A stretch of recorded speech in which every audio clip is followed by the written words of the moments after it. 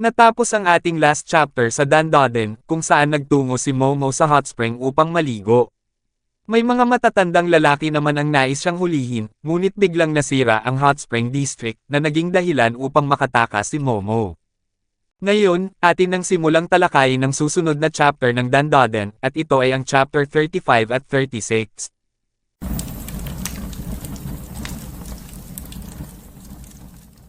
Nagsimula ang chapter, kung saan sina Okaron at Gigi ay binigyan ng candy ang mga matatandang babae. Sinabi ng babae na may kulot ang buhok, na alam mo yung pamilyang tanga sa kanto ng bahay. Hindi man lang bumabati ang mga yan. Grabe ang bastos talaga. Ang ibig kong sabihin, lupa natin to. Ang mga tao na walang alam sa wastong paggalang ay kailangan turuang matuto. Jean, kayong dalawa, huwag lang kayong tumayo dyan at umupo kayo, kumain kayo ng mga matatamis. Nagpasalamat naman si Gigi sa matanda, habang sinabi pa nito, na tama yan, makisama naman kayo, dahil sa kabutihan ng loob ko, hindi kayo nagbabayad ng renta. Sinambit ni Gigi, na nako, maraming salamat talaga, habang sinaad ng matanda, na mahirap ang buhay kapag may sakit ang mga magulang mo, kung hindi dahil sa amin, nasa kalsada ka na sana at nawawala ng pag-asa.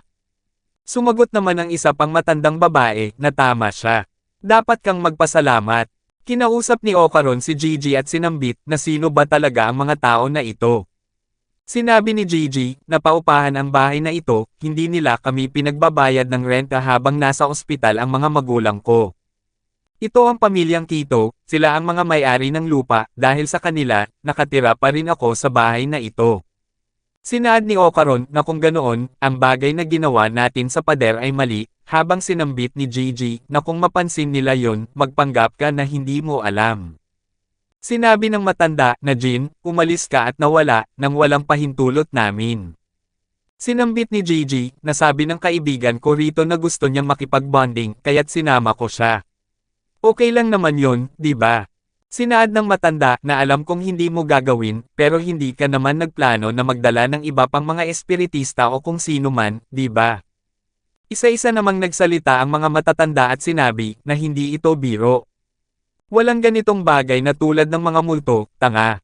Sinusubukan mo bang sirain ang magandang pangalan ng aming ari-arian? Huwag mong sabihing may mga multo dito. Sinabi ni Gigi na hindi, mukha ba siyang espiritista? Lahat ng mga tao na yan ay mga manloloko. Bigla namang kumuha ng shotgun ang matanda at itinutok kina Gigi at Okaron. Sinambit ng matanda na alam mo, may hunting license ako at maraming aksidente sa bundok, halimbawa, habang hinahabol ko ang ligaw na baboy, pwedeng may tao lang na dumaan. Sinabi ni Gigi, na teka lang, dahan-dahan. Kahit may lisensya ka, kapag tinutok mo ang baril mo sa kahit sino, huhulihin ka ng pulis. May bigla namang dumating na pulis at sinabi, na hello dyan, grabe, anong gulo ito, nahuli tayo ng mga taga-Chamber of Commerce. Ang humabol pala sa mga kalalakihan sa hot spring ay grupo ng Chamber of Commerce. Pumasok na ang pulis kasama ang mga matatandang lalaki at sinambit, na kung hindi kami tinulungan ni Officer Churu dito, nasa malaking gulo sana kami. Ang lugar na yun ay sira-sira na, kailangan nating maghanap ng ibang lugar. Sinaad ng pulis na kung sumobra ka, hindi ko alam kung ano ang magagawa ko. Hindi magiging madali ang pag-aayos ng mga magiging resulta. Sinabi ng kulot na matandang babae na ano na naman ang ginawa ninyong grupo ngayon. Sinambit ng isang lalaki na sekreto yan sa iyo inay habang sinabi ng isa pa na kung may isa man sa pamilya natin ang mahuli, si Churo ang may pananagutan. Bigla namang inakbayan ng lalaki si Gigi at sinabi, na Jean, saan ka na naman ba pumunta, habang sinaad ni Gigi, na pinuntahan ko lang ang aking kaibigan. Sinabi ng lalaki, na huwag mo akong pagsinungalangan, ang pinakakinaiinisan ko sa lahat ay mga sinungaling, habang sinambit ni Gigi, na hindi ko yun gagawin. Tinanong ng lalaki kung sino ang kasama ni Gigi, habang sinabi ni Gigi, na mabuting kaibigan to, gusto lang niyang sumama at makipagbonding. Bigla namang tinanong ng lalaki kay Okaron na ano ang paboritong soccer team ni Jean. Bilang mabuting kaibigan niya, alam mo yan, di ba? Sinabi ni Gigi na tama ka, habang sinabihan siya ng lalaki na manahimik ka. Ngayon lang kayo nagkita, di ba? Kung hindi ka mabuting kaibigan niya, bakit kaya dinala ka ni Jean sa bahay na to? Sinambit ni Ocaron na Saint Germain na ikinagulat ni Gigi. Sinabi ng matanda na alam po pala. Siya nga ay mabuting kaibigan ni Jean. Bangulong naman si Gigi kay Ocaron na paano mo nalaman. Itinuro ni Ocaron ang isang poster ng soccer team habang sinaad ni Gigi na ang galing mo, Ocaron. Kinausap ng matandang babae si Gigi na may isang babae rin dito, kailan siya babalik. Sinambit ni Gigi na babae ba? Sino ang tinutukoy mo? Sinabi ng lalaki na totoo naman, di ba, habang sinaad ni Gigi na hindi ko alam kung sino ang sinasabi nyo. Sinambit ng matandang babae na ginawa mo na. Nagsinungaling ka.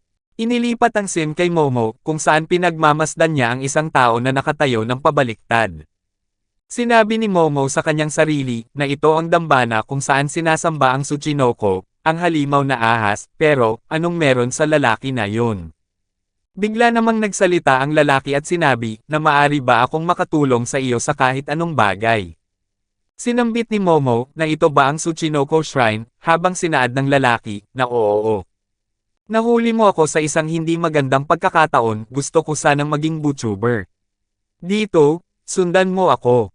Binuksan ng lalaki ang pintuan ng shrine habang sinasabi ni Momo na talaga bang ipapakita mo sa akin agad ang isang napakahalagang bagay. Sinabi ng lalaki na syempre, wala naman akong makukuhang pera dito, sana'y maging YouTuber ako. Natutuwa si Momo at sinabi nito sa kanyang sarili na sobrang excited na ako dito. Babalik ako mamaya kasama si Ocaron. Ipinakita ng lalaki ang isang balat ng hayop at tila ito ay galing sa ahas. Nalungkot naman si Momo sa kanyang nakita dahil parang hindi naman daw ito Tsuchinoko habang sumang-ayon ang lalaki. Sinambit ng lalaki na ayon sa mga dokumento, mayroong nakasulat sa dambana, ang isang dragon na lumilipad sa kalangitan ay magbubunten ng bahaghari at ang puot ng bundok ay sisipsipin ang nayon. Dati, sumasamba sila sa isang malaking ahas sa rehiyong ito, kapag nagugutom ang malaking ahas na nakatira sa bulkan, naniniwala sila na sasabog ang bulkan. Noong mga panahong iyon, nag-aalay ang mga tao ng isang bata mula sa nayon bilang handog sa ahas upang mapawi ang kanyang gutom. Dahil dito, walang sumabog na bulkan sa loob ng 200 taon, at nakinabang tayo sa mga hot spring, ayon sa alamat. Ang bagay na mukhang pusod ay tila balat na naihulog ng malaking ahas. Ngayon, nananalangan kami sa balat ng malaking ahas, at mukhang nakakatanggap kami ng proteksyon mula sa mga pagsabog. Sinabi ni Momo, na paano naman ang Tsuchinoko, habang sinambit ng lalaki, na sabi ng ama ko, kung tatawagan namin ganun ang mythical beast, makakaakit ito ng mga turista. Dahil dyan, ang mga tao tulad mo ang bumibisita sa lugar na ito, kasalanan ng tao ang alamat tungkol sa malaking ahas na ito. Ang mga tao na nawala ng kakayahang mag-isip dahil sa takot, maniniwala at gagawa ng mga bagay tulad ng pag-aalay ng tao, nandito ako upang pigilan ang pag-uulit ng mga ganitong pagkakamali. Pero ang talagang gusto ko ay gumawa ng mga headstand sa YouTube. Sinaad ni Momo na bakit hindi mo nalang ikwento ang alamat na yan sa YouTube na ikinagulat ng lalaki. Pagkatapos nilang mag-usap ay nagtungo na si Momo pabalik ng bahay. Habang naglalakad ito ay sinasabi niya sa kanyang sarili na kaya wala talagang Tsuchinoko, tiyak na madi-disappoint si Ocaron pero baka magustuhan pa rin niya ang mga lokal na alamat. Nakarating na sa harapan ng bahay si Momo at sinabi na ngayon napapaisip ako kung mas nagkakasundo na ang dalawa. Pumasok na si Momo sa loob at sinaad na nasa bahay na ako. May nakakita bang multo o mga goblin? Nagulat si Momo sa kanyang nakita dahil ang mga kalalakihan na nais kunin siya noong nasa hot spring siya ay nandoon habang sina Ocaron at Gigi ay nakahandusay sa sahig at sila ay sugatan. Sinabi ng matandang babae na kulot ang buhok na sa wakas, kumpleto na ang lahat ng ating alay. Ngayon, simulan na ba natin ang pagdiriwang? Nababahala si Momo sa sinapit ng kanyang dalawang kaibigan na sina Ocaron at Gigi, kaya agad niyang sinipa ang lalaki na may hawak na baton, at ito ay tumalsik. Pagkatapos mapabagsak ni Momo ang lalaki, ay ginamit naman niya ang kanyang psychic power upang lumapit sa kanya ang isa pang lalaki, at sipain ang kanyang ulo gamit ang kanyang tuhod. Labis na nasaktan ang kalaban sa mukha, habang nasaktan din si Momo dahil sa tigas ng pagmumukha nito. Agad namang sumugod ang dalawa pang lalaki upang atakihin si Momo, ngunit napansin ng dalaga ito at ginamit ang kanyang kapangyarihan upang ibato sa kanila ang lamesa na may lamang mga candy. Ang isa ay bumagsak habang ang isa naman ay nanatiling nakatayo, kaya sinipan ni Momo ang kanyang bagay at humandusay ito. May bigla namang matandang lalaki ang lumitaw sa likuran ni Momo, at niyakap niya ito ng mahigpit, pagkatapos ay kumuha ito ng buwelo upang iuntog ang kanyang ulo sa ulo ni Momo. Labis na nasaktan si Momo, at nakaramdam din ito ng pagkahilo, habang ang kanyang kapangyarihan ay unti-unting nawawala. Hindi magawang makaalis ni Momo sa pagkakahawak sa kanya ng matanda at sinabi ng kanyang kalaban, na mabait kang bata ka, at hindi mo kailangang matakot sa akin. Bigla namang nagpakita si Turbo Cat at sinabihan ang lalaki, na nakakainis kang matanda ka, na ikinagulat ng kanilang kalaban, at sa hindi inaasahan ay nakaapak ito ng bote ng alak, na naging dahilan upang bumagsak ito at tumama ang kanyang ulo sa lamesa. Labis na nasaktan ang matanda habang sinambit ni Turbo Cat, na ayun nga, nagpapahinga lang ako saglit. Sino ba sa mundo ang nagtatangkang durugan ako hanggang mamatay? Sinaad ni Momo, na Turbo Granny, maraming salamat. Kung makakatulong ka, malaking bagay iyon, habang sinabi ni Turbo Cat, na hindi ako naparito upang tulungan ka. Ang mga matatandang babae ay kumuha ng mga gamit upang gamiting armas, habang sinambit ni Turbo Cat, na sino na naman ang mga yan, habang sinaad ni Momo, na yan din ang gusto kong malaman. Nakabangon na ang pinabagsak ni Momo na may hawak na baton at sinabi, na relax ka lang, dalaga. Sinambit ni Momo, na lumayo ka sa akin. Umalis kayo sa bahay na ito, ngayon din. May bigla namang sumipa kay Momo, na nagawa naman niyang harangan gamit ang kanyang braso, ngunit dahil sa lakas ng atake ay tumilapon ito papalayo. Labis na nasaktan si Momo, habang ang sumipa pala sa kanya ay ang matandang babae na kulot ang buhok. Ginamit ni Momo ang kanyang kapangyarihan at ibinato ang TV sa matanda, ngunit madali lang naiwasan ito ng babae. Hindi naman makapaniwala si Momo sa kinilos ng matanda, habang agad na nilapitan ng babae si Momo, at pinatalsik niya si Momo gamit ang isang sipa na tinawag niyang Jennifer Lopez. Pagkatapos lumipad ni Momo ay sinundan pa niya ito ng isang pag-atake gamit ang kanyang dalawang kamao, na tinawag niyang Anaconda. Sa lakas ng pinakawalang suntok ng matanda ay bumangga si Momo sa dalawang pader, at bumaon ang kanyang katawan sa sekretong silid na puno ng mga papel. Sinabi ng lalaki, na magaling, inay. Ikaw ang pinakamakapangyarihang matanda sa pamilya Quito. Sinambit ng matandang babae, na sino itong babae.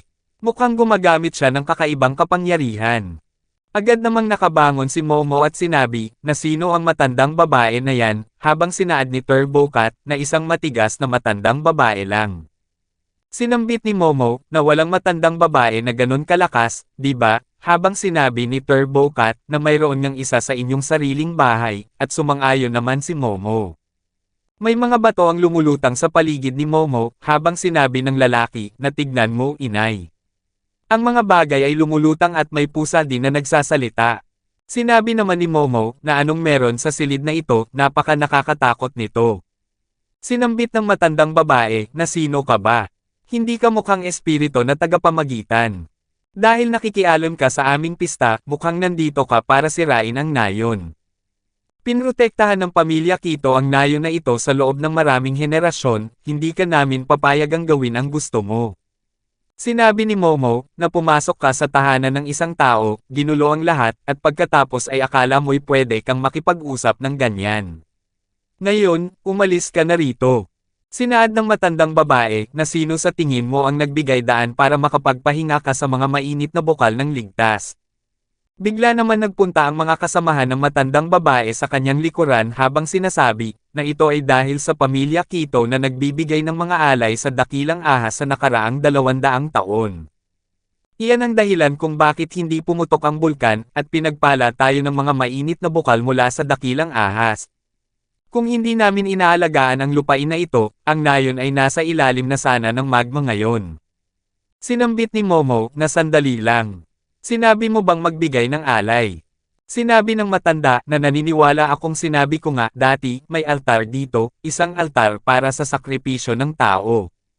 Maaaring nagbago ang anyo nito sa paglipas ng panahon, ngunit huwag magkamali, ang bahay na ito ay isang altar, at kami, ang pamilya Quito, ay nagpapatira ng mga alay sa bahay na ito at inihahandog sila sa dakilang ahas. Sinaad ni Momo na hindi maaari. Kung ganoon ay ito ang dahilan kung bakit nagkasakit ang mga magulang ni Gigi. Sinambit ng matanda na napakaswerte namin dahil tatlo kayong nandito, halos wala na kaming may alay. Si Momo ay unti-unting pinapaligiran ng napakaraming papel, habang sinabi pa ng matanda na ang dakilang ahas ay sobrang gutom na. Dito na natatapos ang chapter 35 at 36 ng Dandadan. Paki-like and follow naman po ng ating Facebook page, nasa description po yung link. Muli huwag kalimutang mag-like, comment, share at subscribe sa ating channel. Salamat.